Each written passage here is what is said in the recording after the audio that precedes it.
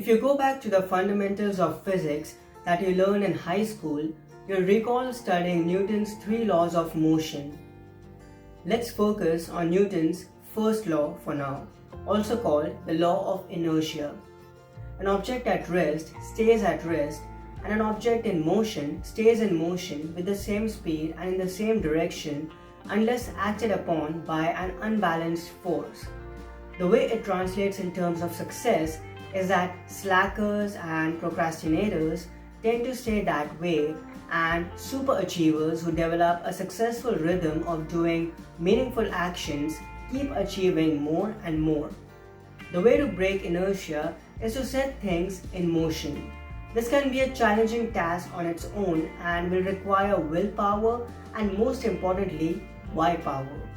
It takes effort, commitment, and grit to get things off ground. It's analogous to taking off of an airplane.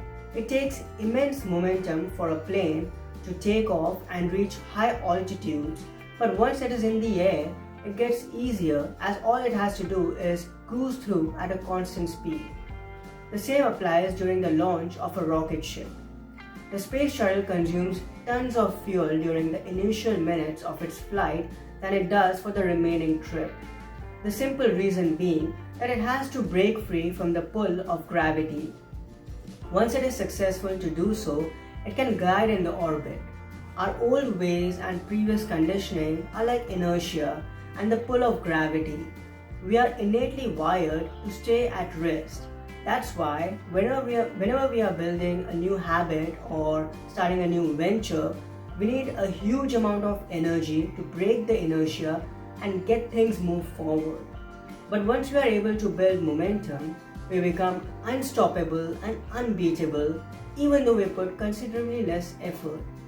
As Charles J. Givens has remarked, quote, "Success requires first expending 10 units of effort to produce 1 unit of results.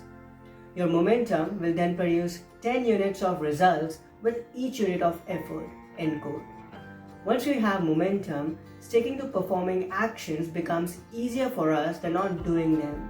And that's a magical spot to be in. We face more resistance inside us if we do not take action rather than when we take action. Because we are fulfilled by our actions, we don't experience a fear of failure or success in the long term, but instead end up developing a fear of not taking action, which works in our favor. Essentially, as we are in constant motion, taking actions becomes the path of least resistance, and that is how all things should be, easy and effortless. The bottom line is that if we enjoy taking action and know why we are taking them, we will be inspired to continue to take action irrespective of the circumstances around us, generating stronger momentum, inching us towards accomplishing our goals. Our achievements will keep piling up and we'll be able to get bigger and better results and rewards over time. If you enjoyed learning this insight, you love my book, The Way of the Karma Yogi. This book is a distillation of the fundamental success principles that will guide you to live a meaningful and fulfilled life with respect to work, relationships, and beyond.